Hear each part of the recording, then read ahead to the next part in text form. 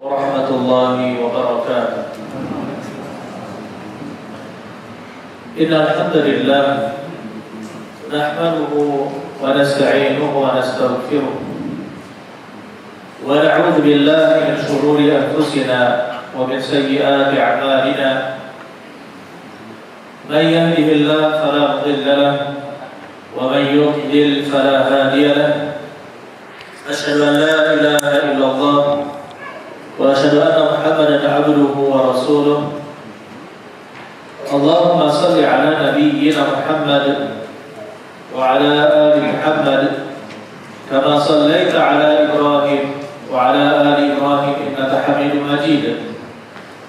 Ya ayyuhalladzina amanu taqullaha haqqa tuqatih wa la tamutunna illa wa antum muslimun. Ya ayyuhalladzina amanu taqullaha wa qulu qawlan sadida yuslih lakum a'malakum wa yaghfir lakum dhunubakum wa man yuti'illaha wa rasulahu faqad faza fawzan 'azima. Wa ba'd. Ayyuhal ikhwan rahimani wa rahimakumullah. Alhamdulillah kita bisa berkumpul di masjid Allah ini.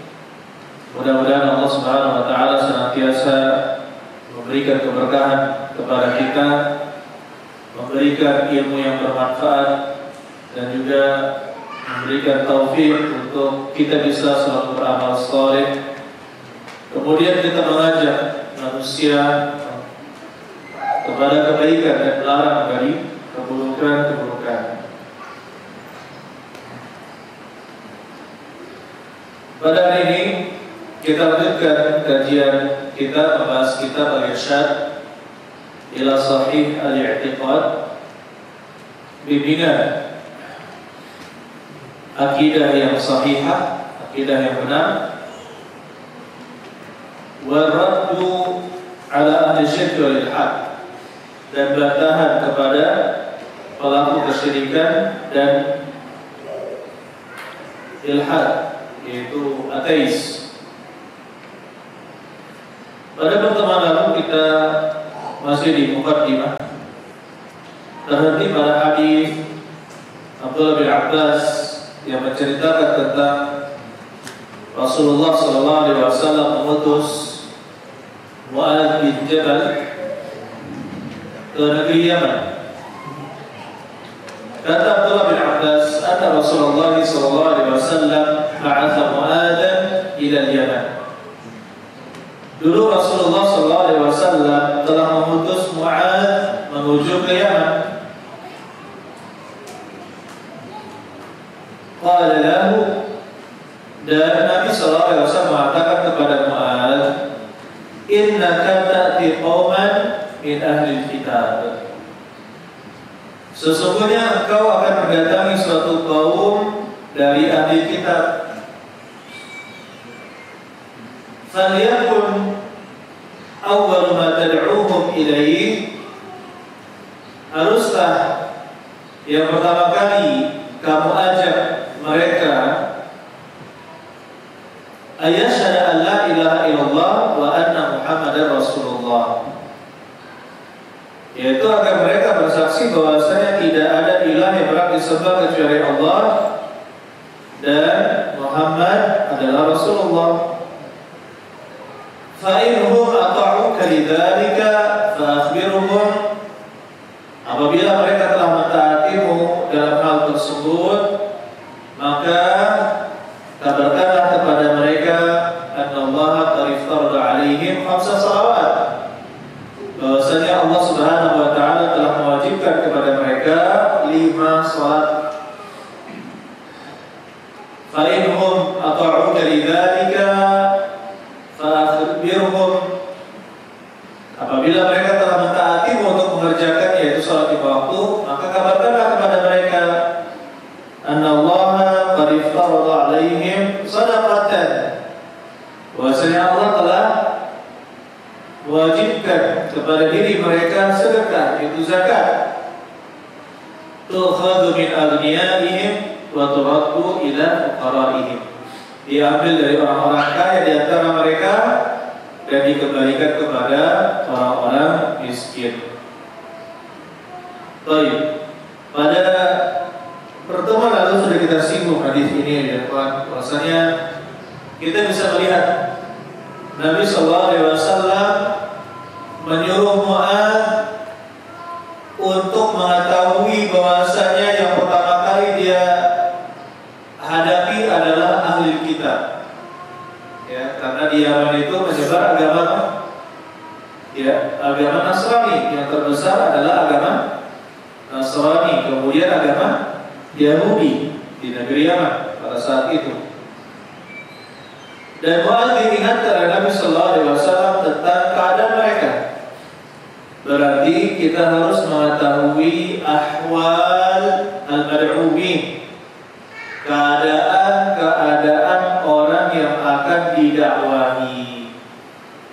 Allah seorang mengetahui siapa yang akan menjadi audiens, siapa yang akan menjadi mad'u, ya, maka dia akan mempersiapkan ini. Sama ketika seorang dai diundang untuk mengisi kajian, maka di mana pertama saya isi, kemudian yang kedua siapa yang mendengarkan. Kalau misalkan kajian remaja, maka cara berbicaranya tentu berbeda dengan orang-orang dewasa. Kalau audiensnya rata-rata di atas 50 tahun, maka cara berbicaranya juga berbeda. Karena sudah harus sesuaikan. Orang-orang yang sudah tua tidak suka ketawa-ketawi gitu ya, tidak suka dia. Karena sebentar lagi apa? Semua sudah menjadi calon mati. Gitu. Sudah pikirnya tidak lagi ketawa-ketawa, tapi lebih condong nasihat-nasihat gitu kan, untuk melunakkan hati, menyemangati amalan. Itu kalau orang-orang yang sudah tua. Baik. Tapi kalau anak-anak, tidak bisa kita mengisi mereka dengan cara seperti ini. Begitu pula kalau yang hadir itu campur, ada yang muslim, ada yang kafir, ada yang ahli kitab, maka seorang harus bisa berhati-hati di dalam menjaga lisannya. Bagaimana pesan bisa tersampaikan tanpa tanpa melanggar hukum. Ya, misalnya ujaran kebencian yang sampai diucapkan di pertemuan tersebut. Oleh karena itu ya ikhwan, rahimani wa rahimakumullah, kita melihat dakwah yang pertama kali diperintahkan oleh Rasulullah SAW kepada Mu'adz adalah agar mereka bertauhid, hanya menyembah kepada Allah Subhanahu wa Ta'ala. Maka ini menjadi fondasi bagi kita bahwasanya kalau kita mau mengajak, mulailah dari yang paling penting dulu, yang terpenting. Dari semua yang penting, kita pilih mana yang paling penting. Ini terkadang ada yang baru ngaji, kemudian bertemu orang yang merokok, langsung bilangnya ini haram. Ya, nggak boleh, ini haram. Padahal kawannya tersebut ya masih melakukan kesyirikan, masih memakai jimat. Ada yang lebih penting untuk dinasehati. Begitu pula contohnya, ini masalah sholat dengan kesyirikan. Sholat itu sangat penting. Kita mengajar sholat lima waktu itu sangat penting. Tetapi kalau misalkan ada orang yang kita kenal, dia masih menyembelih di depan kuyang, masih pakai susu untuk kebal, untuk wibawa, untuk pelet, ya, sudah tinggal. Atau misalkan masih pakai minyak nyong-nyong. Jadi saya pernah ngisi ada anak kecil, nyong-nyong, apa dia nyong-nyong katanya. Anak SD kan ikut ya, kita kebanyakan orang tua, orang dewasa Ada anak kecil, video nih ngomong tadi. Atau tahu nggak dia namanya? Tahu ya? Atau tahu? Nggak tahu?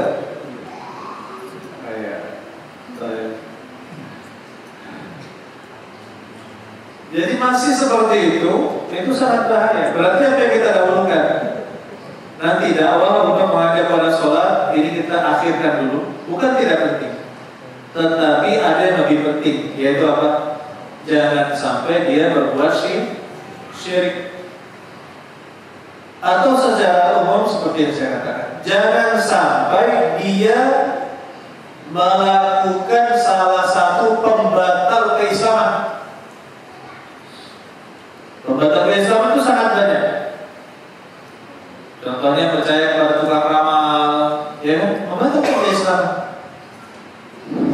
Menghalalkan yang haram, mengharamkan yang halal, yaitu mengubah hukum Allah Subhanahu wa taala, juga termasuk pembatal keislaman. Jadi dari seluruh perintah-perintah Allah Subhanahu wa taala, salat, zakat, puasa, haji dan yang lainnya, kita dahulukan dulu. Jangan sampai ada orang yang di dekat kita, di masyarakat kita, mereka terjatuh ke dalam hal yang bisa mengeluarkan dari keislaman. Contohnya karena budaya akhirnya dia ikut-ikutan sesajen kepada kuburan atau sedekah bumi, sedekah laut. Ya, maka kita katakan yang seperti ini dulu kita ingatkan, kita ajak. Dan cara menyampaikannya ya ikhwan haruslah dengan hikmah, ya, dengan cara yang baik. Tentunya berbicara kepada orang yang lebih tua itu berbeda dengan berbicara kepada orang yang lebih muda. Dan ini harus kita perhatikan. Jadi Nabi SAW mengajarkan kepada Mu'adz agar mendahulukan yang paling utama dulu, baru kemudian yang utama, yaitu sholat. Setelah mereka mengajarkan sholat, yang lain jangan dulu. Ya, baru sudah sholat semua, baru diperintahkan kewajiban yang lain, yaitu membayar zakat. Bahkan ayat ikhwan, kalau seandainya ada dai berdakwah, ya, terutama misalkan di pedalaman, mereka tidak tahu Islam, baru mengenal Islam dari dakwahnya seorang dai, maka di sana jangan dulu dia mulai dengan yang haram-haram, minum minuman keras haram, ya, kemudian berzina haram. Memang itu dosa besar. Tapi kalau di sana sudah menjadi budaya, kapan makan-makan mereka mabuk-mabukan, ya kan? Kapan bosan dengan istri, maka mereka berzina. Nah, itu sudah menjadi budaya di sana. Maka kita katakan jangan dulu berdakwah. Jangan dulu berdakwah untuk apa? Melarang itu semua. Nanti Nabi SAW juga bertahap dalam pengharaman riba, khamar, itu secara bertahap. Secara bertahap. Contohnya khamar. Khamar itu, ya, diharamkan secara bertahap. Dari pertama diharamkan dengan kaidah, kemudian tidak dibolehkan sholat dalam keadaan mabuk. Akhirnya orang minumnya pada isya agar subuhnya sadar, ya kan? Kemudian minumnya pada subuh agar zuhurnya sadar. Nah, berarti apa? Porsinya juga mereka kurangi agar tidak terlalu banyak, jangan sampai tidak bisa sholat berjamaah. Dan pengurangan. Baru setelah itu ada kejadian Abdurrahman bin Auf mengadakan acara besar, pesta, menyediakan arak, minuman keras. Ya, ternyata Abdurrahman bin Auf memukul seorang sahabat Nabi SAW sampai berdarah. Pas beliau sadar, kenapa kejadiannya? Kenapa? Ada apa? Oh, Abdurrahman, engkau telah memukul sampai berdarah si fulan. Wah, saya tidak tahu. Dalam keadaan mabuk. Akhirnya baru turun ayat yang mengharamkan mabuk seluruhnya. Baik yang sedikit maupun yang banyak. Ya, yang sedikit meskipun dia minum tidak memabukkan, itu tetap diharamkan oleh Allah Subhanahu wa taala. Coba Nabi sallallahu alaihi wasallam ya disuruh Allah untuk menyebutkan pengharamannya secara bertahap. Ini dikit-dikit berdakwah, akhi, ini bid'ah. Ya, ini haram. Jangan dulu. Kita mulai dulu dari yang paling utama. Jangan-jangan dia masih belum Islam. Di hatinya masih menduakan Allah. Kita cek dulu, kita gali. Ya, terkadang kalau misalkan ada orang itu kamu kan katanya hijrah ke sini dari negeri misalkan dari negeri seberang. Sebelum ke sini ada pegangan-pegangan gitu ya. Kalau kita pegangan ada jimat atau ada oh iya saya diberikan ini. Nah, berarti kenapa? Masih pegang jimat. Nah, di sini kita mulai menegur, mengajaknya agar meninggalkan jimat.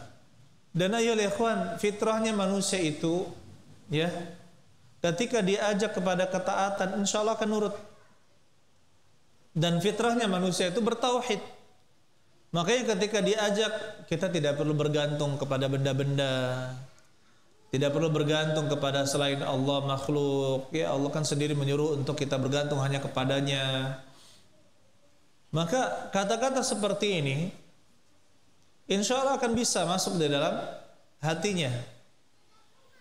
Sampai saya pernah ditanya, Ustadz bagaimana hukumnya kalau kita lagi kesulitan di tengah jalan, takut ada apa-apa, sebut nama Puyang.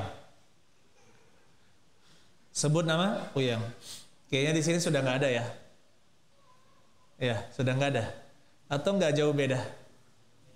Sudah enggak ya, nggak jauh beda. Artinya masih ada ya? Masih ada.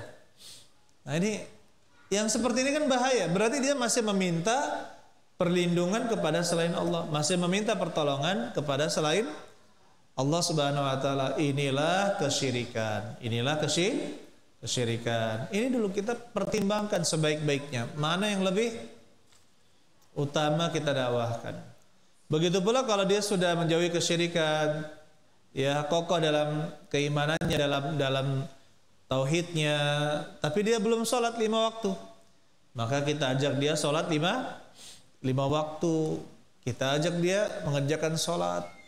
Adapun kalau dia belum bisa puasa, kita fokuskan dulu ke sholat. Ya, kita fokuskan dulu ke mana? Ke sholatnya. Baru setelah itu puasa. Ya, baik.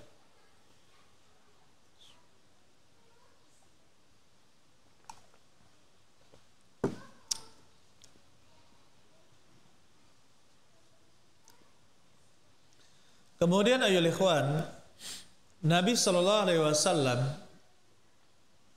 di Mekah, Nabi kan menjadi nabi dan rasul selama 23 tahun ya, 23 tahun.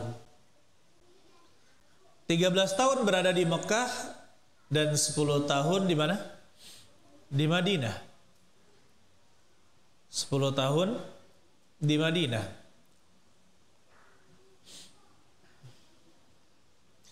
13 tahun Nabi sallallahu alaihi wasallam di Mekah, fokusnya adalah mendakwahkan apa?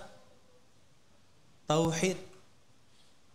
Fokus dakwahnya Nabi sallallahu alaihi wasallam mendakwahkan tauhid kepada ahli Mekah dan juga yang datang untuk beribadah ke kota Mekah. Maka di sana Nabi sallallahu alaihi wasallam juga mendakwahi, dan ternyata yang paling banyak menerima dakwahnya Nabi sallallahu alaihi wasallam adalah orang-orang yang datang dari kota Madinah.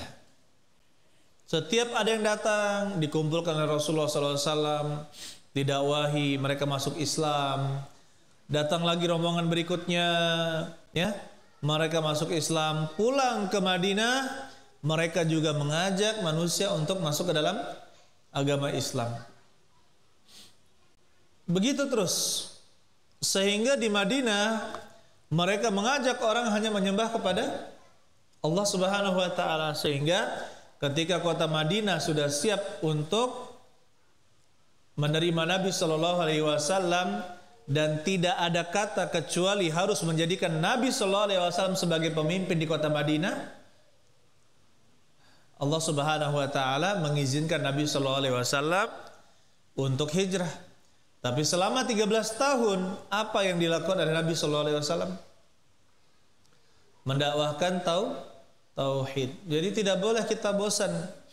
Ya, tidak boleh kita bosan ayyuhal ikhwan dalam mendakwahkan tauhid. Dan yang kita hadapi ayyuhal ikhwan ketika kita bermasyarakat, ya apalagi jadi seorang dai, banyak sekali keluhan-keluhan, bukan keluhan, atau pengaduan-pengaduan dari saudara-saudara kita, baik laki-laki maupun perempuan, ketika menghadapi masalah. Maka ada yang sampai menangis-nangis, meronta-ronta, mengeluhkan keadaannya. Sampai kalau perempuan, istri ingatkan, anti ini sudah ngaji sebenarnya. Ya, anti ini sudah ngaji, tapi ternyata ketika diceritakan ke saya, ya kalau hadir pengajian hanya sekedar hadir saja, tapi tidak mau belajar dengan benar-benar. Coba. Jangankan itu ya ikhwan, orang yang sudah belajar pun rentan kalau dia salah dalam memilih teman, rentan terjatuh kepada kesesatan dan kesyirikan. Meskipun dia sudah belajar, tapi dia tidak beristiqomah, dia jatuh kepada teman-teman yang buruk. Akhirnya apa? Terjatuh lagi ke dalam kesyirikan, padahal sudah tahu ilmunya. Ya, seperti saya pernah dapat cerita lulusan Madinah, kemudian di kuliah dakwah tauhid dan usuluddin, bahas masalah akidah lebih getol, lebih panjang waktunya untuk membahas akidah di sana. Akhirnya pulang tidak berkumpul dengan saudara-saudara kita ahli tauhid, berkumpul dengan orang-orang yang biasa. Akhirnya apa? Tertarik pada seorang wanita, beli minyak nyong-nyong, minyak pelet. Jadi subhanallah, ya. Ketika bercerita ke saya, antum melakukan itu? Iya, saya taubat, saya betul-betul bertobat. Akhirnya setelah kejadian itu dia bertobat, baru dia berkumpul lagi dengan ikhwan-ikhwan kita, dan barulah apa? Kembali bersemangat dan bertobat dari perbuatannya itu. Ini menunjukkan apa ya ikhwan? Pentingnya setelah belajar ya kita menjaga istiqomahan, dan faktor yang sangat mendukung untuk bisa istiqomah adalah sering berkumpul di majelis ilmu, ya, sering berkumpul di majelis ilmu. Dan kajian itu jangan juga sebulan sekali, ya. Sebulan sekali dicas seminggu, 3 minggunya ngapain? Kan gitu. Tapi kalau misalkan minimal seminggu sekali, adalah ketika lemah di hari Jumat, Sabtu, ya, atau Ahad berangkat, kembali semangat lagi. Seperti itu. Ya, mudah-mudahan Allah Subhanahu wa taala mudahkan kita semua. Amin ya rabbal alamin. Kemudian Syekh Fauzan menyinggung kelompok-kelompok atau jamaah-jamaah atau kelompok-kelompok yang kekinian, yang mereka menisbatkan diri kepada Islam, tapi mereka tidak memperhatikan masalah akidah. Dan ini sangat banyak.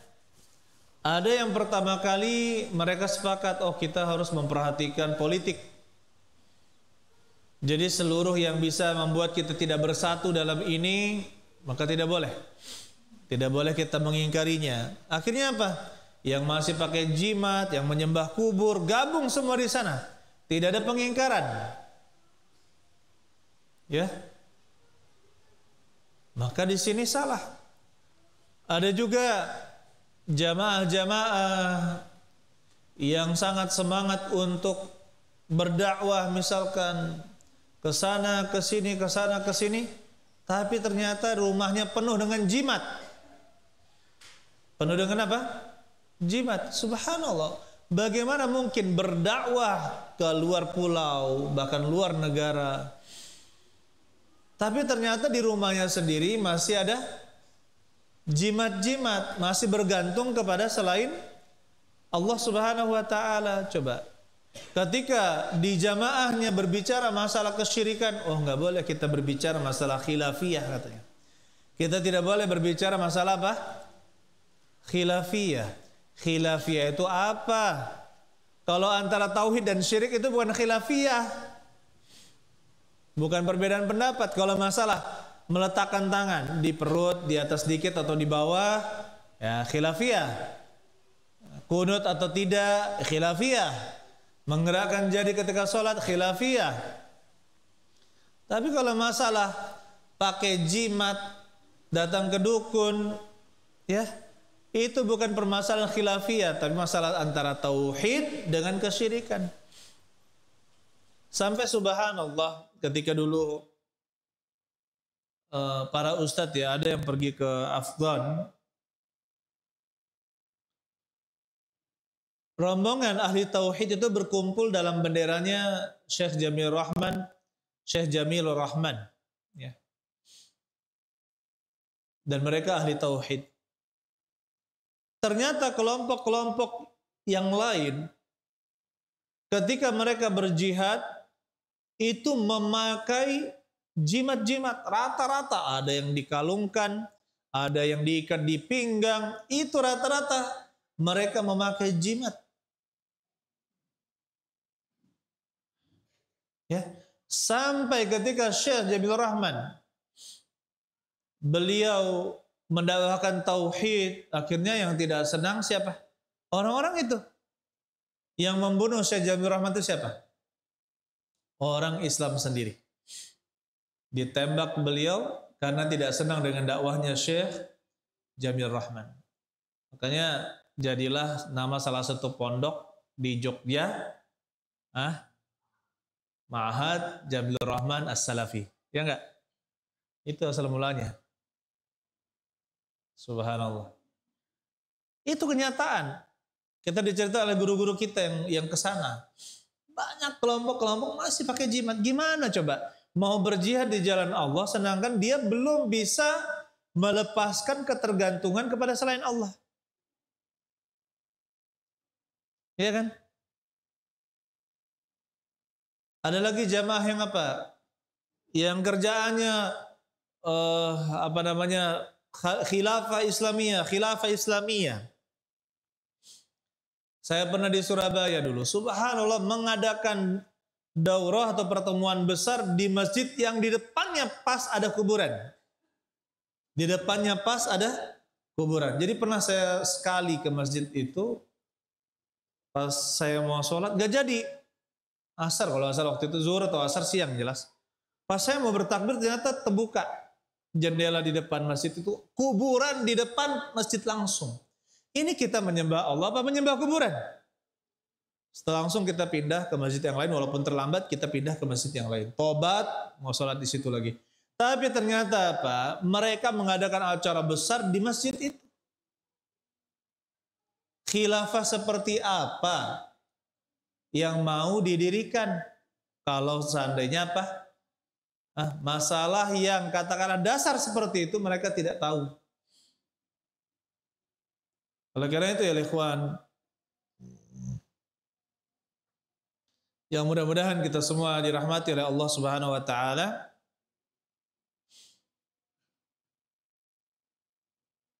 Kita harus sadar bahwasanya ciri dakwah ahli sunnah dari zaman ke zaman adalah mendakwahkan tauhid.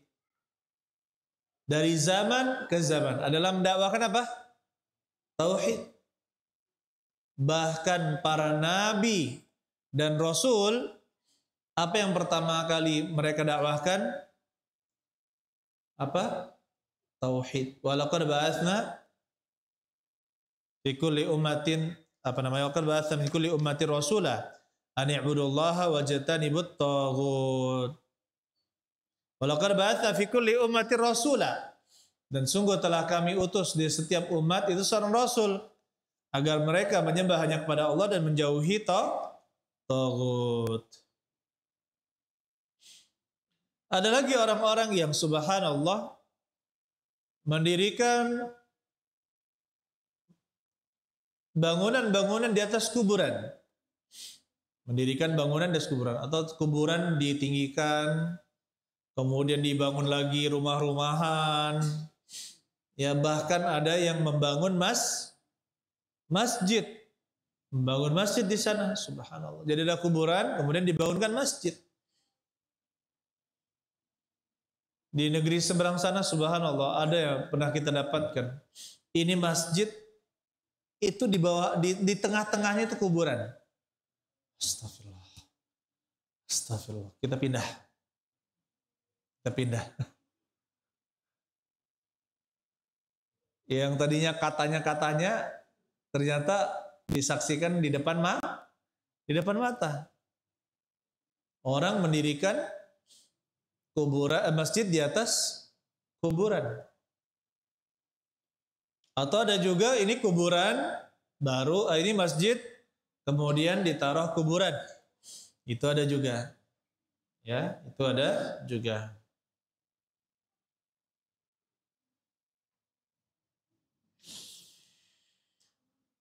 Kemudian ya ikhwan rahimani wa rahimakumullah, Allah Subhanahu wa taala mengatakan dalam surat Asy-Syu'ara ayat yang ke-214, wa anzir ashiratakal aqrabin, dan berilah peringatan kepada kerabatmu yang terdekat.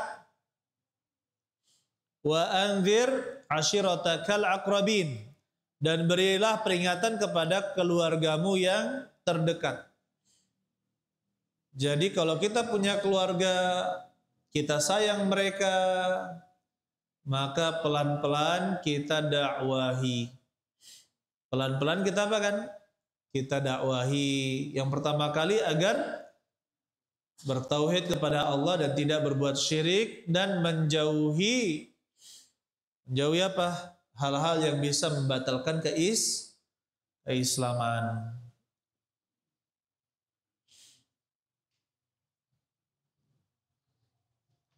Syekh Fauzan menyebutkan di dalam buku beliau ini, dan buku ini sudah ada terjemahannya ya. Tolong nanti Pak Andi mungkin men-share link yang saya berikan.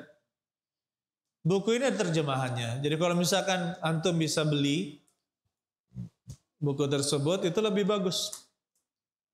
Sambil atau dibeli secara kolektif. Ya, dibeli secara kolektif, nanti kita mintakan diskon maksimal, ya diskon maksimal untuk teman-teman sekalian, bisa insya Allah. Baik.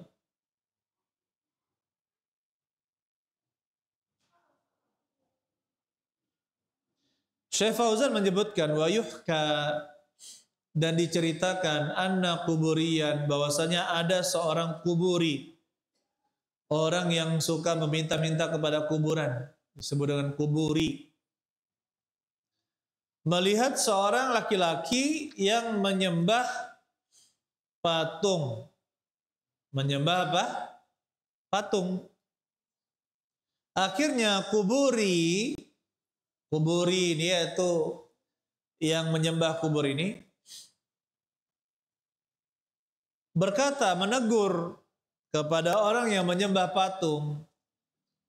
Faqala lahu abidus sanam, anta ta'budu makhluqan ghaiban anka. Maka ditegur ya, maka berkatalah yang menyembah patung itu setelah ditegur, dibalas sama yang yang menyembah patung itu, anta ta'budu makhluqan ghaiban anka. Engkau menyembah makhluk yang tidak tampak atau gaib darimu. wa ana a'budu makhluqan mathilan amami. Sedangkan saya menyembah makhluk yang dimisalkan dengannya amami di hadapanku. Fa aina ajab? Mana yang lebih salah ya? Mana yang lebih mengherankan? Baik. Coba kita lihat. Kalau orang yang meminta-minta kepada kuburan, memang dia tidak menyembah seperti patung. Tetapi kalau dilihat apa yang dilakukan oleh penyembah patung. Yang pertama, mengagungkan. Benar? Ya, ketika masuk diagungkan, dirasakan hormat sekali, tunduk, bahkan dari pintu terkadang ngesot atau bersimpu. Kemudian tunduk sambil sujud, ya, tangannya digabungkan, kemudian kepalanya ditundukkan, misalkan seperti itu. Pengagungan. Ada pengagungan. Yang kedua, setelah diagungkan, mereka meminta kepada patung. Dan patung itu bukan zat patung itu yang mereka sembah, tetapi makhluk yang dimisalkan dengan patung itu yang mereka sembah. Ya, misalkan patung-patung apa? Dewa-dewi. Itu menggambarkan dewa yang A misalkan, yang dia sembah. Ya, bukan patung itu. Maka kita katakan ya ikhwan, di sana kepada orang-orang yang meminta kepada kuburan, meminta-minta kepada kuburan, mereka juga melakukan hal yang sama, yaitu apa yang pertama? Mengagungkan kuburan. Bahkan subhanallah, ada pertama kuburannya agak tinggi, kemudian yang kedua harus lepas sendal sepatu, kemudian apa? Datang itu sambil jongkok gitu. Kalau mau ke sana harus apa? Harus berlutut. Pelan-pelan berlutut. Kemudian nangis di sana. Subhanallah. Ujung-ujungnya minta ke kuburan. Mungkin ada yang berkata, enggak, kami enggak minta kepada kuburan. Kami menganggap berdoa kepada yang dikubur agar dia menyampaikan kepada Allah Subhanahu wa ta'ala. Maka itulah kesyirikan di zaman Nabi Nuh alaihissalam. Kesyirikan orang-orang Quraisy juga seperti itu. Apa kata Allah Subhanahu wa ta'ala menyebutkan perkataan mereka? Ma na'buduhum illa liyuqarribuna ilallahi zulfa. Tidaklah kami menyembah mereka kecuali agar mereka mendekatkan kami kepada Allah dengan sedekat-dekatnya. Ya. Jadi kalau mereka berkata enggak, kami ini hanya berdoa ke kuburan agar yang di kuburan ini menyampaikan kepada Allah Subhanahu wa taala, maka itulah kesyirikan di zaman Nabi sallallahu alaihi wasallam. Subhanallah. Kemudian ayol ikhwan rahimani wa rahimakumullah, Allah Subhanahu wa taala katakan di dalam surat Yusuf ayat 108, Qul hadhihi sabili, katakanlah inilah jalanku, ad'u ilallahi, saya menyeru, mengajak kepada Allah, ala basiratin, ala basirah, di atas basirah, petunjuk, ana wa manittaba'ani, saya dan orang yang mengikutiku, wa subhanallahi wa ma ana minal musyrikin, dan maha suci Allah dan tidaklah aku termasuk orang-orang yang berbuat kesyirikan. Di dalam ayat ini ayyuhal ikhwan, Al-Imam Ibnu Jarir At-Tabari di dalam tafsir beliau menyebutkan, qul, katakanlah, maksudnya ya Muhammad, hadhihi sabili, maksudnya adalah dakwah ini yang saya ajak kalian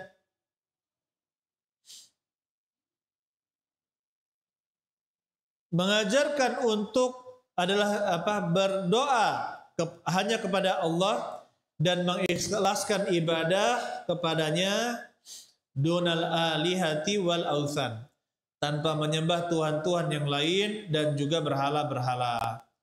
Walintiha ila ta'atihi, dan berhenti untuk taat kepadanya, wa tarki maksiatihi, dan meninggalkan maksiatnya. Sabili, jalanku, maksudnya tariqati, ya, wa da'wati, jalan dan dakwahku. Taib. Kemudian kata Allah, ad'u ilallah, saya menyeru kepada Allah, maksudnya untuk bertauhid hanya kepada Allah dan tidak berbuat syirik. Ala basiratin, di atas basirah, di atas ilmu dan keyakinan. Nah, kita katakan ya ikhwan, ayat dalam surat Yusuf ayat 108 ini menunjukkan bagaimana seharusnya kita berdakwah. Tidak boleh kita lupa untuk mendakwahkan tauhid, ya. Dakwahkan tauhid. Mereka terkadang ya ada peninggalan-peninggalan nenek moyang gitu ya, di rumah-rumah. Ada yang biasanya itu berupa simbol-simbol tulisan Arab, ada kan biasanya? Qaf, don, non, di garis-garis. Itu namanya jimat. Jimatnya orang Arab bagaimana? Hurufnya apa? Jimatnya orang Arab pakai huruf Arab. Iya enggak? Pakai huruf Arab. Makanya, wah ini kan tulisan Arab katanya. Ini tulisan Arab, ini Islam ini. Bilang aja jimatnya orang Arab pakai huruf Arab. Lantas bagaimana dengan jimat yang bertuliskan ayat kursi atau ayat-ayat perlindungan, ayat-ayat doa? Terkadang kita dapatkan juga ada rumah-rumah ternyata di dalam tulisannya itu apa? Berisi ayat-ayat Al-Quran. Semuanya ayat Al-Quran terpilih, tapi ayat-ayat yang dipilih. Apakah jatuh ke dalam kesyirikan ayyuhal ikhwan? Jatuh tidak dalam kesyirikan kalau dia menggantungkan ayat-ayat Al-Quran seperti itu? Jawabannya tidak. Tapi jatuh ke dalam bid'ah. Jatuh ke dalam apa? Bid'ah, hal baru yang tidak diajarkan oleh Nabi Muhammad SAW. Tidak jatuh kepada kesyirikan. Kenapa? Berlindung kepada kalamullah boleh apa tidak? Berlindung kepada, ya, dengan menyebutkan salah satu nama atau sifat Allah Subhanahu wa taala boleh apa tidak? Boleh. Bi'izzatika, ya, dengan kemuliaanmu boleh. Ya. A'udzu bi'izzatillahi wa qudratihi. Saya berlindung kepada Allah dengan keperkasaannya dan kekuasaannya. Boleh. Dan Al-Qur'an itu adalah kalamullah. Al-Quran itu adalah kalamullah, salah satu sifat Allah Subhanahu wa taala, yaitu kalamullah. Maka orang yang berlindung dengan kalamullah, ya, itu boleh. Seperti kita membaca ayat Al-Quran, kita sedang ketakutan ada gangguan jin, misalkan kita baca Al-Quran, disyariatkan. Tapi kalau berlindung dengan Al-Quran, dengan menggunakan Al-Quran, salah satu kalamullah, tapi digantung di mobil, digantung di pintu rumah, itu tidak jatuh ke dalam kesyirikan, tapi jatuh kepada bid'ah, tidak diajarkan oleh Rasulullah Sallallahu Alaihi Wasallam. Baik. Lanjut, Allah Subhanahu wa taala katakan di dalam surat An-Nahl ayat 125, Ud'u ila sabili rabbika bil hikmati wal mau'izatil hasanah wajadilhum billati hiya ahsan. Berdakwalah untuk mengajak kepada jalan Rabb kamu bil hikmati, dengan hikmah, wal mau'izatil hasanah, dan dengan nasihat yang baik, wajadilhum billati hiya ahsan, dan debatlah mereka dengan cara yang lebih baik. Nah, di sini terkandung bagaimana cara berdakwah. Ketika kita berdakwah, maka gunakanlah hikmah. Gunakanlah apa? Hikmah dalam berdakwah. Apa itu hikmah dalam berdakwah? Benar dalam setiap perkataan dan perbuatan. Intinya itu. Benar dalam bersikap, baik dari perkataan maupun perbuatan. Selalu benar. Contohnya seperti ini, ada preman tobat. Dia melihat ada imam kampung ya masih memakai jimat-jimat dan memasang jimat-jimat. Dia datang, dia bertobat, sudah hijrah. Akhirnya dia, karena dikenal sebagai preman, datangi imam tersebut yang lemah badannya, yang masih menggantungkan tadi itu. Berhentilah. Berhenti. Kalau tidak, tahu sendiri kau. Ya kan? Akhirnya heboh. Dikasarilah, dikata-kata, ada intimidasi dari yang baru hijrah ini. Coba kita lihat. Niatnya baik apa tidak? Niatnya baik agar imam yang ini meninggalkan apa? Kesyirikan. Tapi caranya benar apa salah? Caranya benar apa salah? Salah. Kok berdakwah memaksa? Nggak boleh. Berdakwah itu tidak boleh memaksa. Akhirnya apa? Itu namanya cara berdakwah yang tidak hikmah. Ya, terkadang sebagian kaum muslimin ketika sudah berhijrah ingin mengingkari kemungkaran secepat mungkin dengan hasil yang secepat mungkin berubah. Padahal setiap orang itu berbeda cara mendakwahinya. Ya, cara mendakwahinya.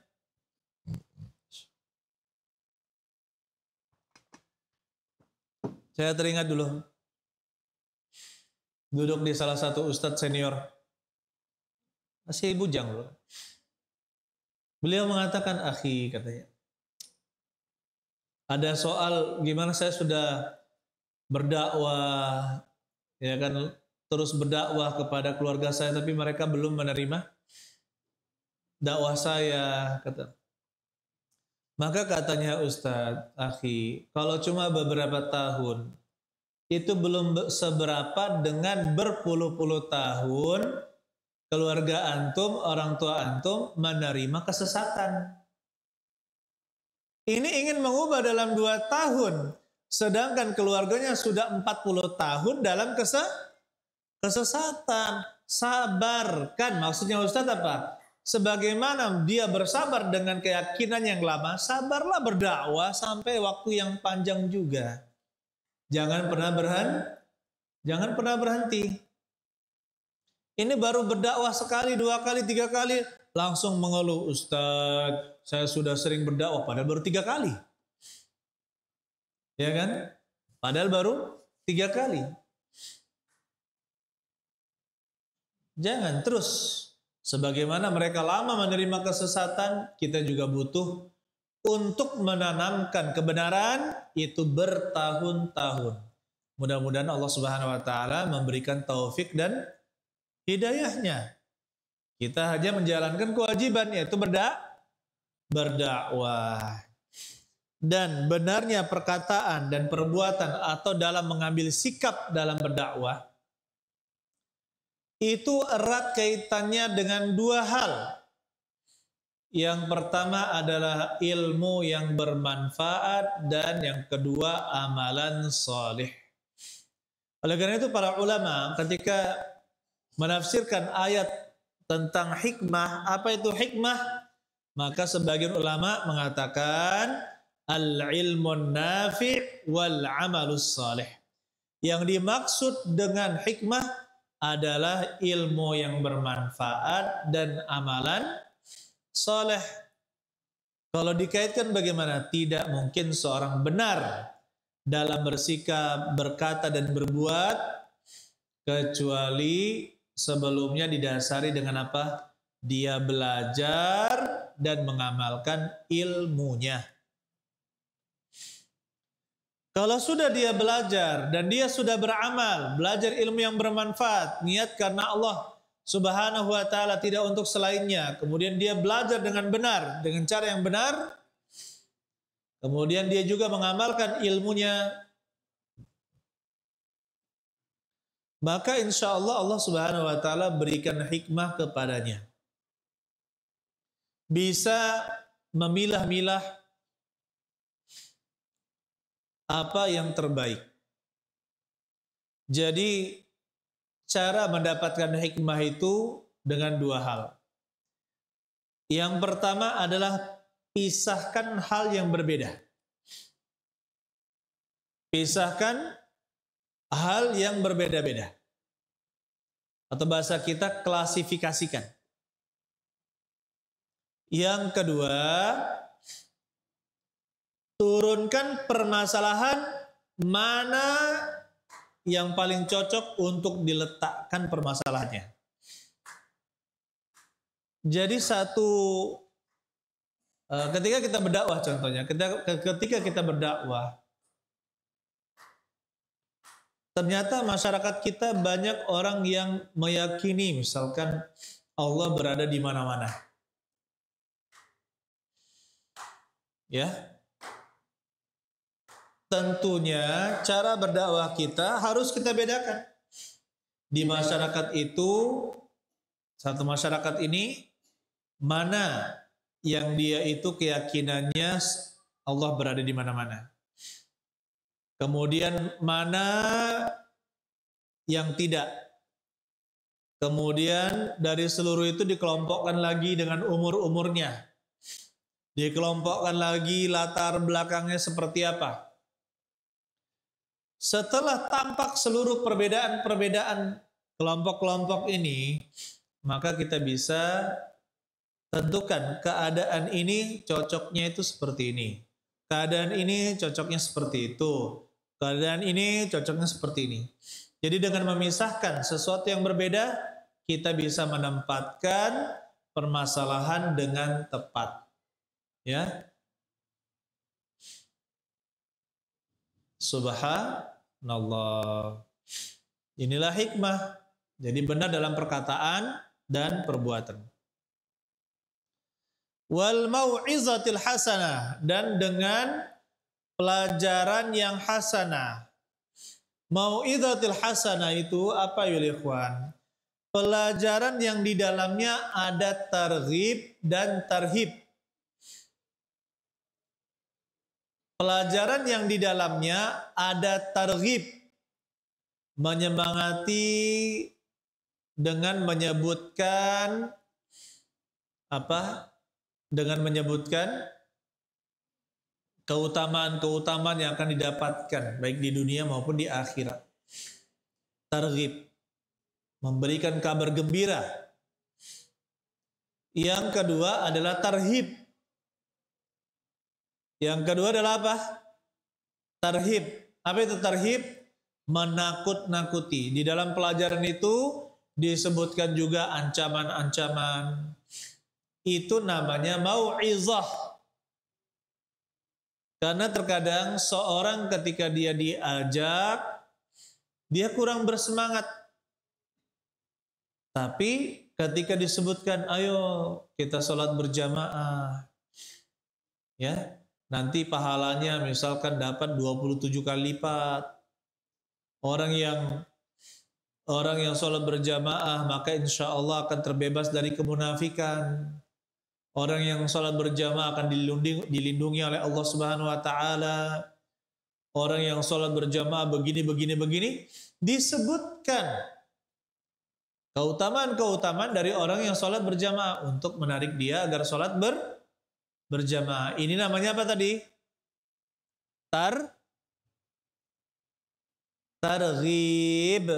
Targhib, yaitu mengajak dengan menyebutkan balasan-balasan yang baik.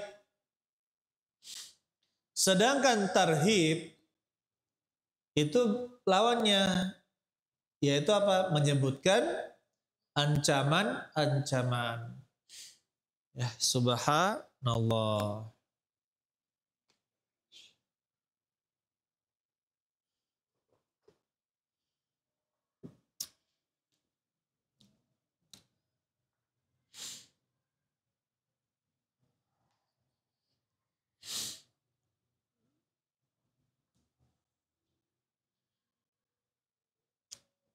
Lanjutkan. Kemudian apabila masih tidak mau diajak dengan mau'izah al-hasanah, nasihat yang baik, maka debat. Maka dengan cara berdebat.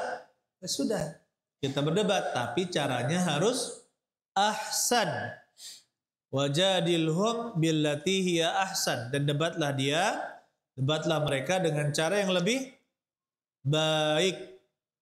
Maka berdebat itu ya ikhwan harus dengan cara yang lebih baik.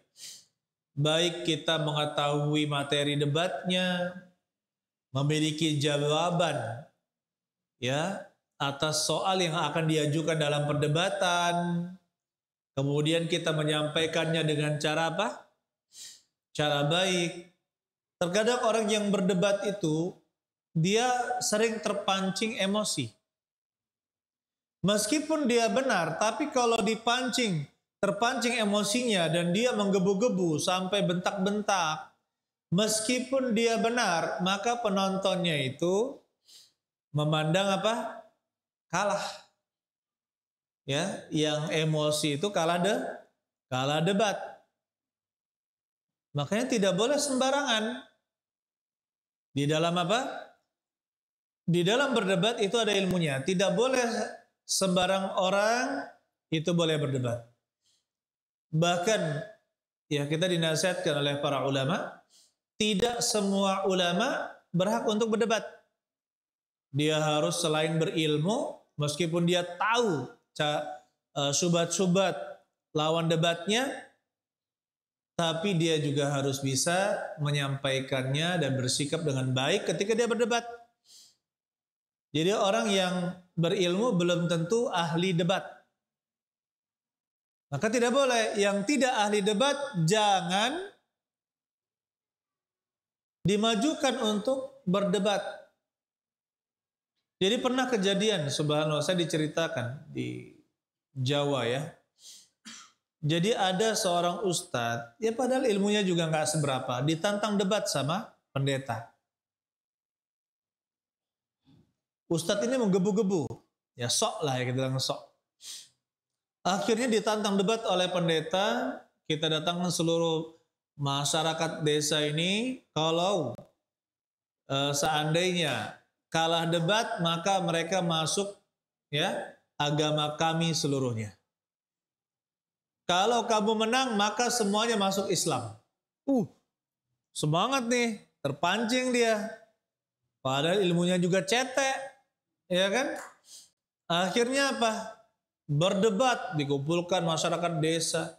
Ya, yang satu kristolog. Ya, satunya kristolog, kemudian belajar Islam. Yang satunya cuma ustadz kampung. Merasa bisa. Akhirnya ketika diajukan pertanyaan-pertanyaan, dia nggak bisa jawab. Pelongo, nggak bisa jawab. Akhirnya orang-orang di desa itu karena menerima debatnya pindah keluar agama Islam. Nauzubillahi min dzalika, gara-gara satu orang yang gaya Ya. Jadi tidak semua orang bisa untuk berdebat meskipun dia adalah ahli ilmu. Baik. Ini ya ikhwan, kita stop dulu, kemudian insya Allah kita mulai masuk ke pembahasan. Silakan kalau ada pertanyaan kita bahas dulu. Pertanyaan lisan silakan. Ini sudah jam 2 ya, jam rawan ini ya.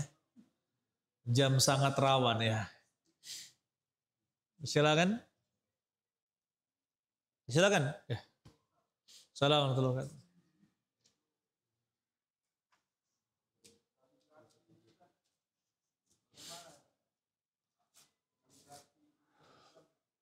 Jahid, bagaimana tentang kaligrafi? Pertama, kaligrafi itu ya. Kaligrafi harus dengan huruf yang mudah dibaca. Dengan huruf yang mudah dibaca. Tidak menimbulkan salah baca bagi yang membacanya. Jadi dalam penulisan ayat-ayat Al-Quran itu berbeda dengan perkataan dari syair atau kalam selain Al-Quran. Untuk Al-Quran harus ditulis dengan huruf yang jelas dan tidak menimbulkan salah baca. Itu untuk kaligrafi. Kalau misalkan ada huruf-huruf yang sulit untuk membacanya, maka tidak boleh. Tidak boleh. Adapun syair-syair mau ditulis seperti apa ya terserah, tidak menjadi masalah. Tapi kalau Al-Quran harus ditulis dengan apa? Dengan yang bisa dibaca. Kemudian bagaimana hukumnya masjid dihiasi dengan kaligrafi? Ini nggak ada yang bahas. Nah, itu menjadi masalah. Nah, Rasulullah SAW zakhrafati atau zukhrafati al-masajid. Nabi SAW melarang untuk menghias-hias masjid. Jadi masjid itu boleh indah, silakan. Ya, membuat masjid dengan indah, tapi tidak boleh terlalu dihias-hias sehingga orang yang melihatnya memandang ini gak pantas menjadi tempat ibadah. Ya, dan itu juga menjadi ciri-ciri akhir zaman. Di antara tanda tanda hari kiamat dekat adalah apa? Tasyid an-nas bil masajid. Manusia berlomba-lomba untuk membangun masjid dan mengokohkannya. Padahal isinya tidak hanya sekedar bangun, tapi tidak mengisi masjid tersebut. Jadi masalah kaligrafi pertama ya kita katakan tidak baik menghiasi dengan masjid dengan tulisan-tulisan yang apalagi dengan kaligrafi yang tidak bisa dibaca, ya, dengan kaligrafi yang tidak bisa dibaca. Baik, Allah alam. Dan perlu berhati-hati ketika menuliskan Allah dan Muhammad. Terkadang di masjid-masjid ada disandingkan Allah di kanan, Muhammad di Nabi Muhammad SAW di kiri. Dikhawatirkan ayolah ikhwan, kalau menyamakan kedudukan Allah dan Muhammad, itu ditakutkan Nabi Muhammad itu dianggap setara dengan Allah Subhanahu wa Ta'ala. Ya, maka ini tidak dibolehkan. Kalau mau menulis Allah dan Muhammad SAW, maka tulislah yang satu di atas dan nama Nabi Muhammad SAW di bawahnya. Dan ini terbukti kejadian. Ada orang tuli, jadi ada teman-teman kita, saudara kita mendakwahi orang yang tuli, tuna rungu ya. Dan tidak ada yang mengajarkan Islam karena tidak bisa memberikan bahasa isyarat. Dan teman kita ini alhamdulillah belajar bahasa isyarat sehingga bisa mentransfer ilmu dan mendakwahi mereka para tunarungu. Jadi ada pengakuan, subhanallah. Ya. Dia tadinya menyangka yang tunarungu itu kapan sholat ikut aja sholat. Dia nggak paham. Namanya nggak dengar ya. Hanya bisa dengan yang dia lihat. Jadi kalau lihat orang sholat ikut aja dia. Dia sangka Allah itu suaminya, Muhammad itu istrinya. Astagfirullah, kata saya, inilah ya kalau memang apa, maka akan disalahpahami oleh orang tuli. Taib. Subhanallah.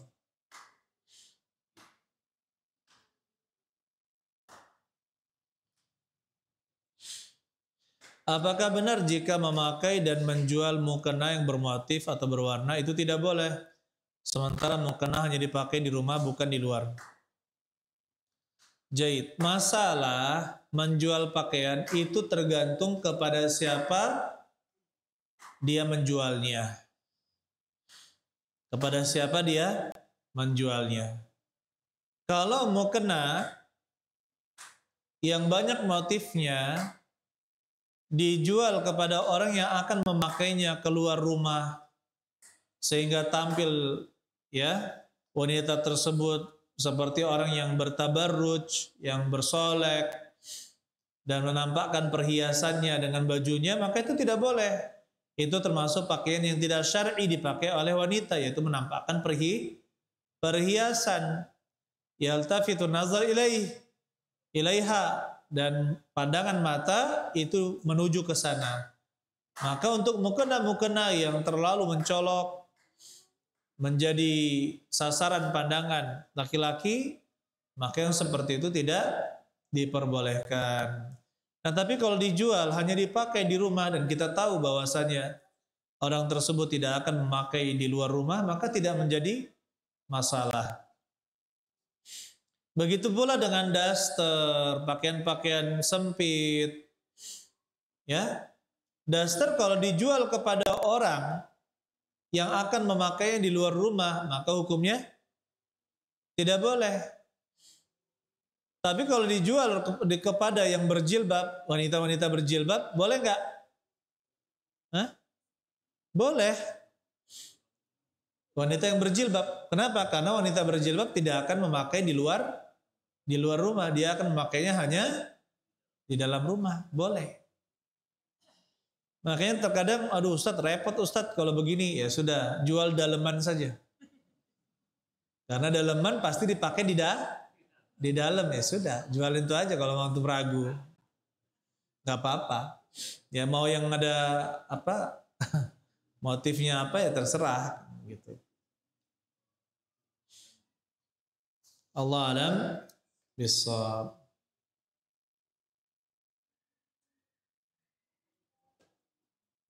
Di tempat saya, imamnya itu adalah pembimbing rombongan ziarah kuburan wali. Wah. Bolehkah kita bermakmum di belakangnya? Ya tergantung imamnya. Tergantung orangnya. Terkadang ada yang memimpin rombongan, tapi dia itu hanya terjatuh kepada kebid'ahan. Tidak jatuh kepada kesyirikan. Jadi saya pernah bertemu dengan salah satu dai yang seperti ini. Dia cerita ke saya, oh saya mimpin rombongan ke wali-wali. Itu kalau nggak dibimbing benar-benar sama orang yang benar, syirik itu katanya. Oh kata saya, oh hebat juga Bapak ini kata kan. Tahu syirik dia kan. Oh, berarti apa? Kalau yang seperti ini, dia jatuhnya ke bid'ah saja. Yaitu mengkhususkan tempat untuk berdoa. Ya, mengkhususkan sesuatu yang tidak khusus, itu jatuh kepada bid'ah, tidak jatuh kepada kesyirikan.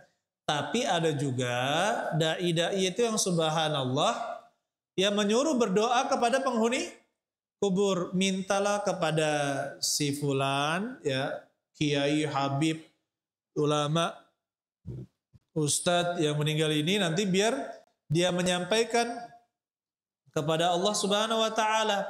Nah, kalau seperti itu jatuhlah ke dalam kesyirikan. Nah, ini juga perlu kita bedakan ya. Jadi dalam setiap permasalahan itu kita harus timbang ini sesuatu yang bermacam-macam apa satu saja. Kalau dia bermacam-macam, maka kita pisah dulu.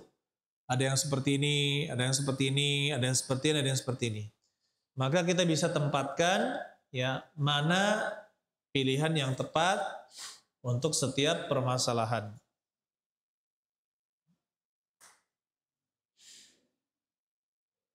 Apakah wasiat itu harus dengan tulisan atau surat, ataukah boleh dengan ucapan saja? Sebab di tempat kami banyak yang tidak melaksanakan wasiat dari yang meninggal karena ucapan. Untuk wasiat harta, ya kan, apabila tidak ditulis, maka minta 2 saksi yang terpercaya dari laki-laki. Bahwasanya saya berwasiat seperti ini, seperti ini, seperti ini. Laki-laki yang adil, ya, laki-laki yang adil itu kalau tidak ditulis. Tetapi yang namanya wasiat itu dianjurkan oleh Nabi Shallallahu Alaihi Wasallam. Ya, tidak halal kata Rasulullah Sallallahu Alaihi Wasallam bagi orang yang beriman kepada Allah meninggalkan dan dia memiliki wasiat kemudian dia tidak menulisnya, ya, bermalam 2 malam tanpa menuliskan wasiat tersebut. Maka disuruh untuk menulis wasiat. Kalau tidak menulis maka minimal 2 saksi, 2 orang laki-laki yang terpercaya. Contohnya dia rajin sholat, tidak pernah terdengar berdusta, menjadi saksi. Ya kan, masyarakat juga mengenal dia sebagai orang yang jujur. Tapi kalau misalkan jadikan saksi tukang sabung ayam, nah ini jangan, ndak adil tuh dia, tidak boleh, ya kan.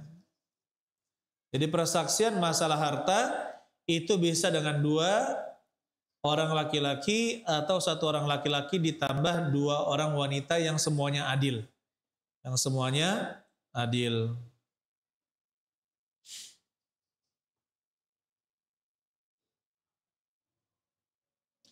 Apakah boleh tiap hari Jumat kita ke kuburan orang tua? Tidak boleh. Nabi Shallallahu Alaihi Wasallam sendiri melarang untuk berziarah rutin ke kuburan beliau. Ya.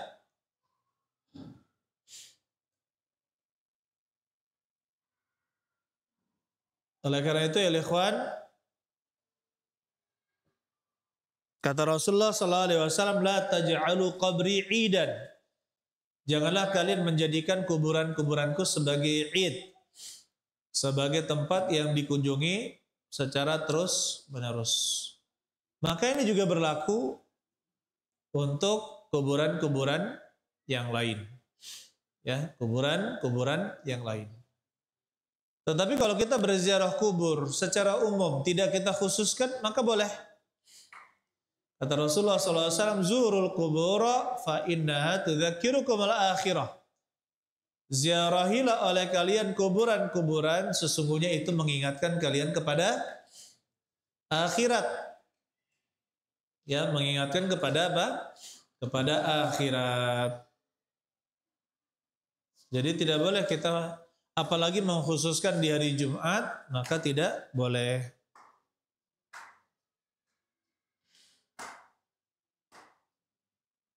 Bagaimana hukumnya menghiasi jari dengan cincin bagi laki-laki? Wah, ini boleh bagi laki-laki memakai cincin, dan tempatnya kalau Nabi Shallallahu Alaihi Wasallam memakainya di jari kelingking dengan batu matanya atau mata hiasannya mengarah ke dalam. Dan Nabi Shallallahu Alaihi Wasallam memakai fiddah, boleh laki-laki memakai fiddah, yaitu perak, boleh pakai perak bagi laki-laki. Yang penting jangan memakai emas. Ya, inna hadaini hurrimat ala dzukuri ummati wa uhillat ala nisaiha. Kama qala sallallahu alaihi wasallam, sungguhnya kedua barang ini yaitu zahab, emas dan sutra diharamkan untuk laki-laki di kalangan umatku dan dihalalkan untuk uhillat li inasiha. Ya, dihalalkan untuk wanita-wanitanya. Jadi pakai sutra bagi wanita boleh, dan juga pakai emas juga boleh, tapi kalau laki-laki tidak boleh memakai emas. Dan yang dimakruhkan memakai yang berbahan hadid. Memakai yang berbahan hadid, apa hadid? Besi. Ya, kalau bahannya besi maka makruh. Sebagaimana disebutkan dalam riwayat, dia itu adalah libasu ahli nar, pakaiannya ahli neraka, karena mereka diazab juga dengan itu. Maka hukum memakai cincin dari hadid besi itu makruh. Ya, tidak sampai haram. Kenapa? Karena Nabi Shallallahu Alaihi Wasallam pernah menjadikan itu sebagai mahar yang sah bagi seorang pemuda yang hanya memiliki satu cincin dari hadid, dari dari besi. Dan untuk cincin-cincin yang lain, ya, ada cincin-cincin yang berbahannya campuran. Ada campuran emasnya, ada campuran ini. Terkadang ada yang disebut emas putih, ya. Nah, emas putih itu tergantung bagaimana kadarnya. Ada yang kadarnya 75%, ada yang 60%. Kalau emas putih itu kadar emasnya di atas 50% atau 50% dan lebih, ya, atau lebih, maka itu terhitung masih sebagai emas dan haram dipakai. Tapi kalau kadar emasnya di bawah 50%, maka itu tergolong bukan emas. Bukan emas yang dilarang. Tapi kita katakan, ya ikhwan, ya sebaiknya jangan memakai sama sekali yang berbahan campuran emas. Ya rahmatullah. Bagaimana dengan kalender dan gambar makhluk seperti burung dan ayam? Taib. Maka kita katakan, kalau dia adalah gambaran lukisan,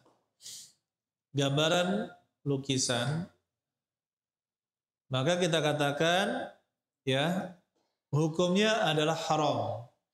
Hukumnya adalah haram. Karena Nabi SAW disebutkan dalam hadis, la'anallahu inna asyaddan nasi 'adzaban yaumal qiyamah al-musawwirin. Inna asyaddan nasi 'adzaban yaumal qiyamah al-musawwirun. Sesungguhnya orang yang paling berat azabnya di hari kiamat adalah tukang gambar. Tukang gambar. Maka termasuk di dalamnya adalah yang menggambar di kertas atau di kain, ya, dengan cara melukis. Nah, adapun foto kamera bagaimana?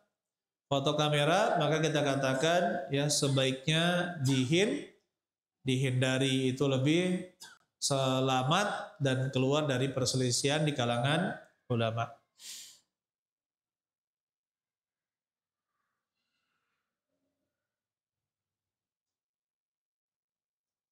Masya Allah.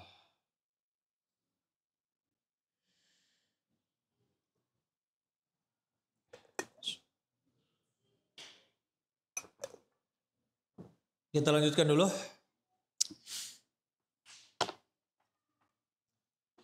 Penjelasan tentang rukun iman. Rukun iman itu ada 6.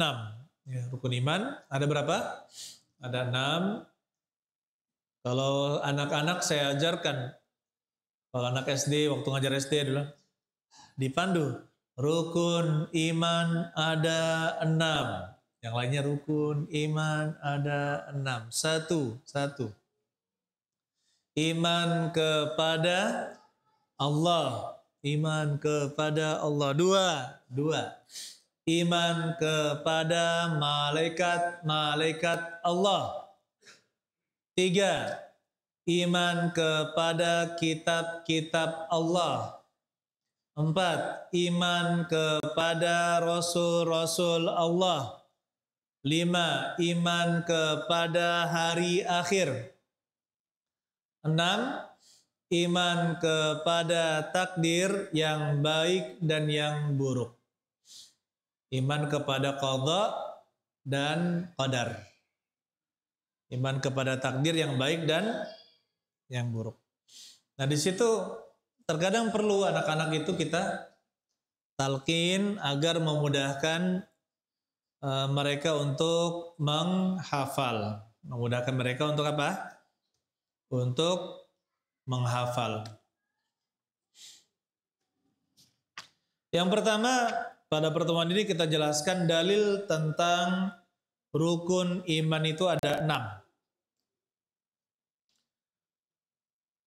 Di dalam Al-Quran yang disebutkan dalam satu kesatuan penyebutan rukun iman itu ada 5. Kemudian iman kepada takdir itu terpisah. Seperti di dalam surat An-Nisa ayat 136. Di dalam surat An-Nisa ayat 136 Allah Subhanahu wa taala katakan wa may yakfur billahi wa malaikatihi wa kutubihi wa rusulihi wal yaumil akhir faqad dhalla dhalalan ba'ida. Barang siapa yang ingkar kepada Allah, para malaikatnya, kitab-kitabnya, rasul-rasulnya dan hari akhir, maka dia telah tersesat dengan kesesatan yang jauh. Begitu pula dalam surat Al-Baqarah ayat 285. Amanar rasulu bima unzila ilaihi min rabbih wal mu'minun. Kullun amana billahi wa malaikatihi wa kutubihi wa rusulihi la nufarriqu baina ahadin min rusulih. Seorang rasul beriman terhadap apa-apa yang diturunkan kepadanya dari Rabb-nya. Begitu pula orang-orang yang beriman. Kullun amana billah, semuanya beriman kepada Allah, wa malaikatihi, malaikat-malaikatnya, kemudian wa kutubihi wa rusulih, kitab-kitabnya dan rasulnya. Berarti di sini disebutkan 4. Kemudian di dalam surat Al-Baqarah ayat 188 Allah katakan walakinnal birra man amana billahi wal yawmil akhir wal malaikati wal kitabi wan nabiyyin. Tetapi yang namanya kebajikan itu adalah yang beriman kepada Allah, hari akhir, malaikat, kitab dan para nabi. 5. Adapun iman kepada takdir disebutkan dalam ayat lain, yaitu di dalam surat Al-Qamar ayat 49, inna kulla syai'in khalaqnahu biqadar. Sesungguhnya segala sesuatu kami ciptakan dia dengan takdir. Adapun di dalam hadis langsung disebutkan ya 6 rukun iman. Al-imanu an tu'mina billahi wa malaikatihi wa kutubihi wa rusulihi wal yaumil akhir wa tu'mina bil qadari khairihi wa syarrihi. Ketika malaikat Jibril berubah wujud menjadi manusia, beliau bertanya, wa mal iman, apakah keimanan itu? Maka beliau menjawab, antu minabillahi wa malaikatihi, engkau beriman kepada Allah, malaikatnya, wa kutubihi, kitab-kitabnya, wa rusulihi, dan para rasulnya, wal yaumil akhir, dan hari akhir, wa tu'mina bil qadari khairihi wa syarrihi, dan engkau beriman kepada takdir Allah, baik yang baik maupun yang buruk. Karena terkadang ada orang kapan takdirnya baik, dapat rezeki, dapat kekayaan, ya kan, dapat kesehatan, dapat kedudukan. Alhamdulillah, inilah takdir Allah. Kata inilah takdir Allah. Ketika diuji dengan sakit, diuji dengan kemiskinan, diuji dengan ya hal-hal buruk, ujung-ujungnya apa? Dia mengatakan dia tidak menerima takdir tersebut. Padahal yang telah mengatur takdir itu siapa? Allah Subhanahu wa taala, baik itu baik maupun buruk ya menurut seseorang. Walaupun ayul ikhwan, seorang yang beriman itu jika dia beriman kepada takdir, ya, seharusnya kalau terjadi hal yang mungkin tidak sesuai dengan keinginannya atau disebut dengan musibah, ya, disebut dengan musibah, maka ujung-ujungnya dia akan paham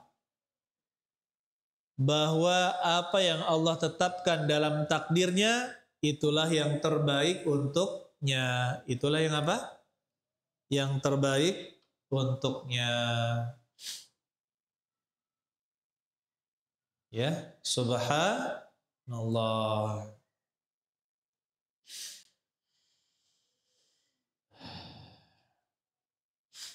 Terkadang ada orang berdoa supaya jadi kaya, tapi tidak kaya,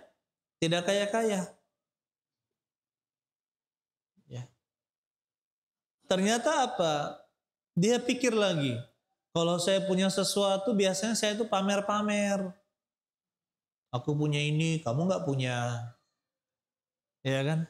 Aku punya ini, kamu nggak. Aku makan ini, kamu nggak pernah. Waduh, iya juga ya. Kalau saya jadi orang kaya, nanti gimana? Akan semakin sombong, semakin congkak dan meremehkan orang lain. Dia sadar, ya Allah, bersyukur sekali menjadi orang yang tidak kaya. Jadi saya tidak bisa sombong karena penyakit ini dari dulu tidak bisa saya lepaskan. Apalagi saya punya barang.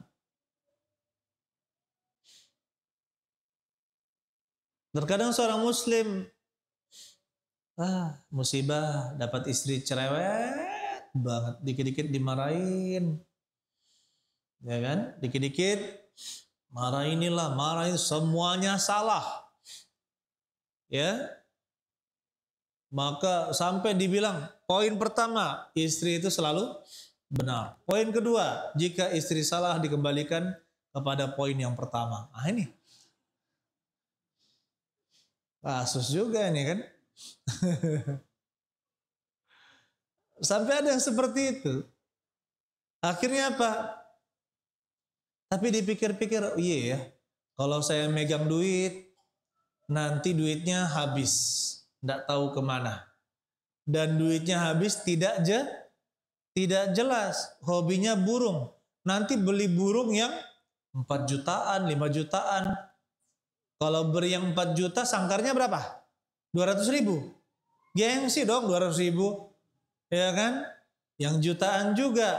Terus kalau sudah yang beli burung yang mahal kayak gitu, makanannya cacing. Gengsi dong. Cacing minimal apa? Akhirnya apa? Entah jangkrik lah, entah inilah. Yang mahal-mahal. Iya juga ya. Kalau dipegang istri berarti saya terhindar dari hal-hal yang mubazir. Ya kan? Akhirnya apa? Alhamdulillah. Terkadang orang diuji dengan sakit. Bertahun-tahun dia ada seorang ustadz. Ustadz, saya sudah bertobat, katanya. Ustadz, saya minta waktu, Ustadz. Ada ibu-ibu. Ya, silakan dari Jawa aja. Ustadz, kenapa Ustadz? Saya sudah bertobat, saya sudah sholat, saya begini, saya sudah begitu. Tapi kenapa saya ditimpa sakit? Sakit saya nggak kunjung sembuh, katanya. Langsung Ustadz itu feeling, kan mau dikunci juga, namanya Ustadz juga sibuk ya. Karena itu sudah selesai kajian. Jujur Bu, katanya, atau jujur Mbak, lupa saya. Dosa apa yang sebelumnya anti lakukan? Iya Ustadz, saya ini pelacur, mantan pelacur. Ya sabar, mudah-mudahan Allah ampuni dan gugurkan dosa-dosa anti dengan penyakit ini. Coba. Terkadang seorang itu mengeluh, tapi dia lupa sebenarnya dia itu pendosa sebelumnya. Ya kan? Dengan adanya sakit, maka dia bisa mengharapkan mudah-mudahan Allah menggugurkan dosa-dosa saya dengan penyakit ini, ya, dengan penyakit ini. Baik. Kemudian ayol ikhwan rahimani wa rahimakumullah, mudah-mudahan kita semua dirahmati oleh Allah Subhanahu wa taala. Kemudian Allah Subhanahu wa taala berfirman dalam surat An-Nisa ayat 150 sampai 152. Innal ladzina yakfuruna billahi wa rusulih, sesungguhnya orang-orang yang ingkar terhadap Allah dan para rasulnya, wa yuriduna ayyufarriqu bainallahi wa rusulih, dan mereka ingin memisahkan antara Allah dan para rasulnya, wa yaquluna, dan mereka berkata, nu'minu bi ba'dhi wa nakfuru bi ba'd, kami beriman kepada sebagian dan kami ingkar kepada sebagian yang lain. Wa yuriduna ayyattakhidhu baina dzalika sabila, dan mereka ingin menjadikan itu sebagai jalan keluar. Ulaika humul kafiruna haqqan, mereka itulah orang-orang kafir yang sebenarnya. Wa atadna lil kafirina adzaban muhina, dan kami siapkan untuk orang-orang yang kafir itu azab yang menghinakan. Kemudian ayat 152-nya, walladzina amanu billahi wa rusulih, dan orang-orang yang beriman kepada Allah dan Rasulnya, walam yufarriqu baina ahadi minhum, dan tidak memisahkan antara seorang tidak pun dari mereka, yaitu para rasul, ulaika sawfa yutihim ujurahum, mereka itulah yang Allah akan memberikan kepada mereka pahala-pahala mereka, wa kana Allahu ghafurur rahima, dan Allah Maha Pengampun lagi Maha Penyayang. Allah Maha Pengampun lagi apa? Lagi Maha Penyayang.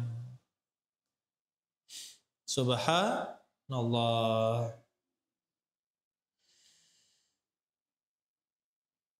Jadi ini bisa kita lihat ayo ikhwan bagaimana ya kita wajib mengimani rukun iman yang 6. Baik, kita lanjutkan pertanyaan.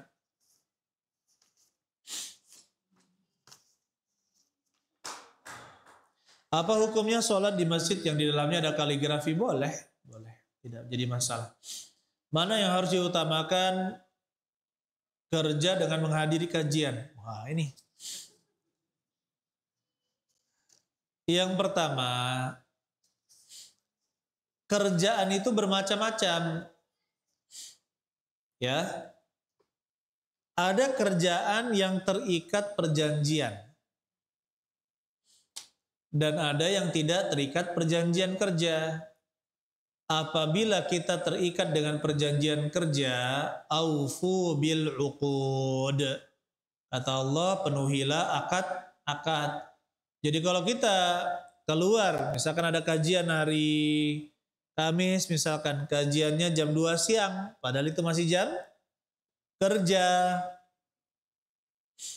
Dan akadnya sampai misalkan 8 jam kerja per hari, misalkan seperti itu.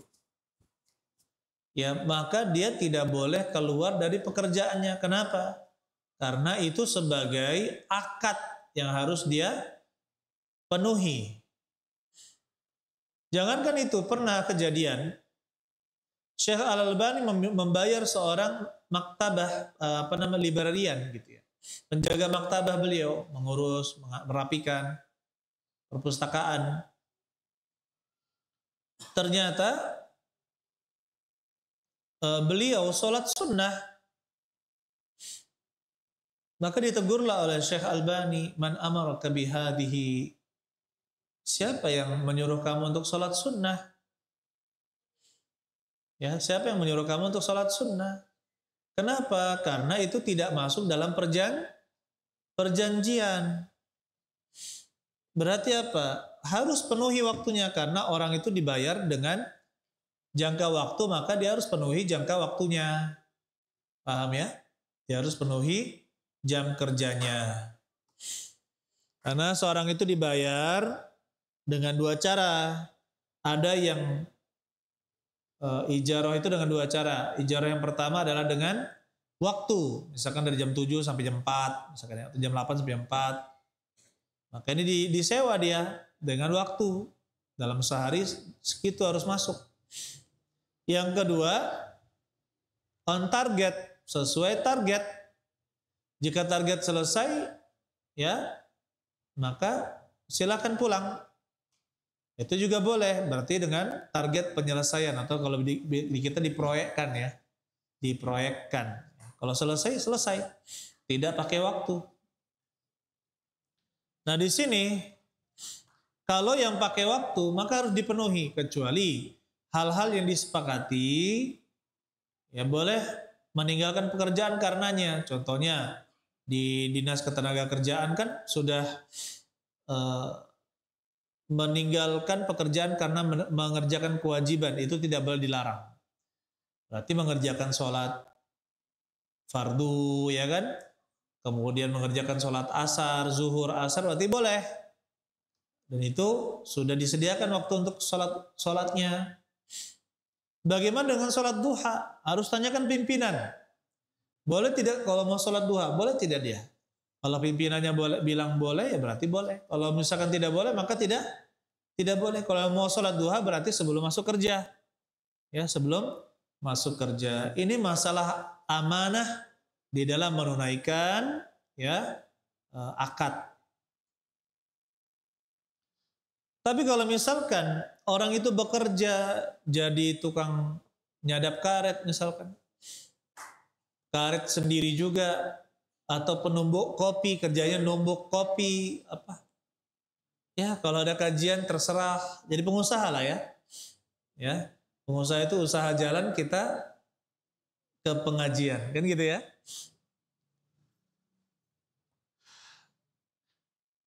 Jadi kalau tidak ada ikatan, silahkan hadiri pekerjaan. Jadi kalau pekerjaan itu wajib dikerjakan, maka tidak boleh kita melalaikan amanah yang diberikan kepada kita.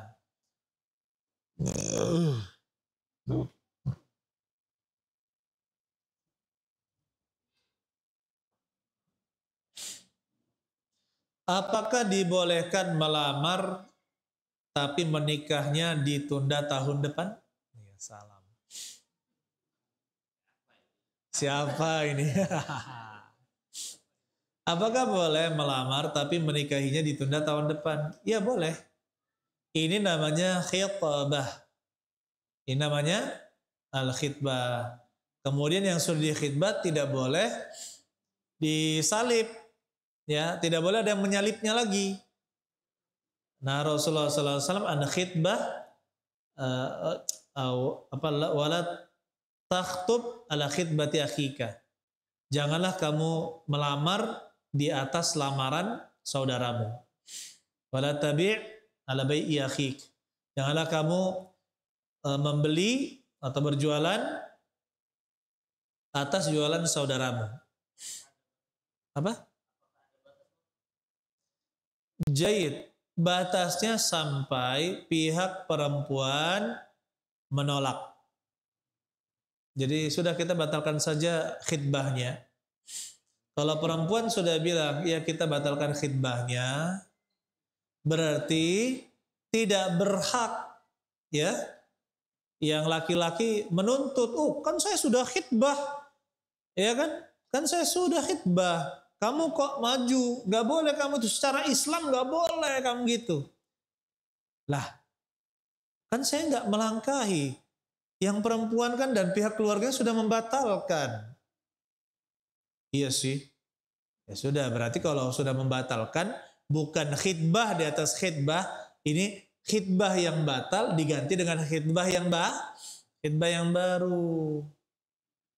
Seperti itu boleh, tapi kalau misalkan dalam pengkhitbahan yang pihak wanita belum membatalkan khitbah tersebut, maka tidak boleh ada laki-laki yang menyalipnya.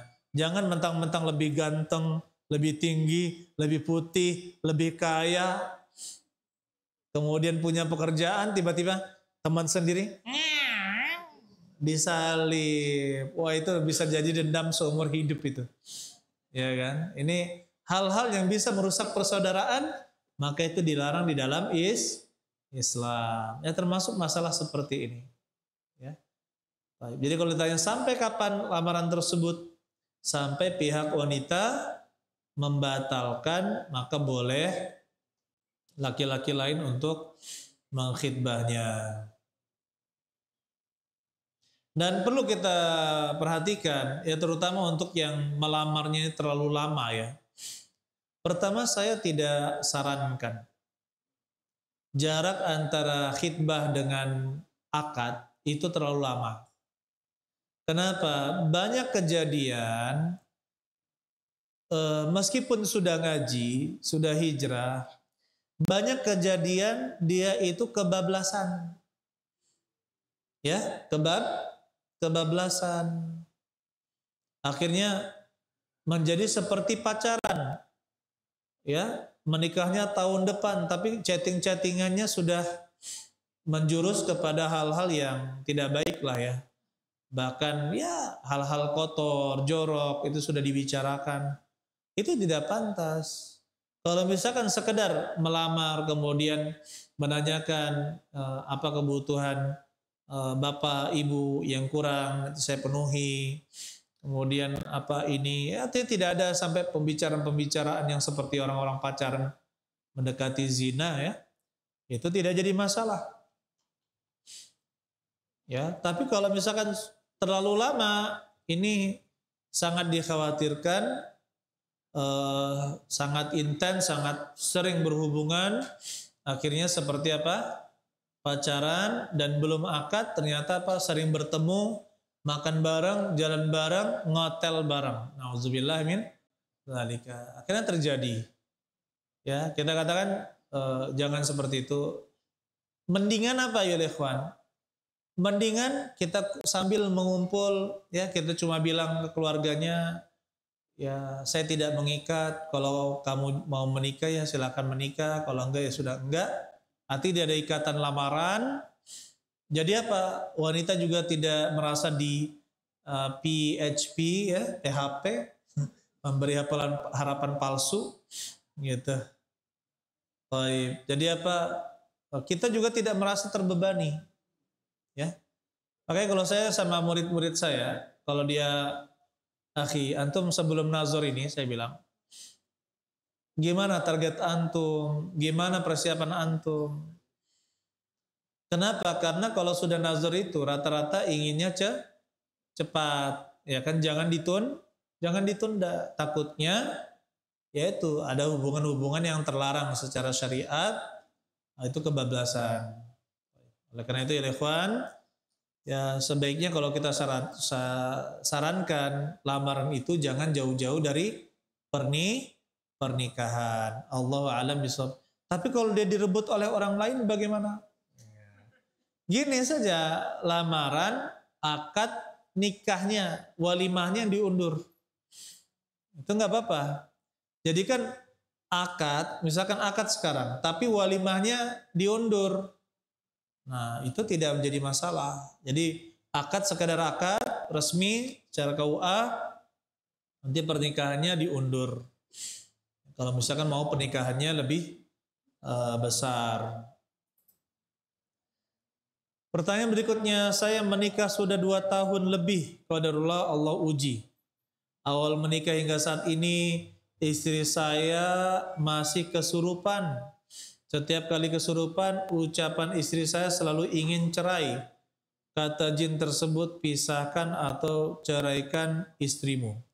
Istrimu itu untukku, bukan untukmu. Astagfirullah. Maka saya sarankan datang ke peruqyah yang bukan dukun. Ya.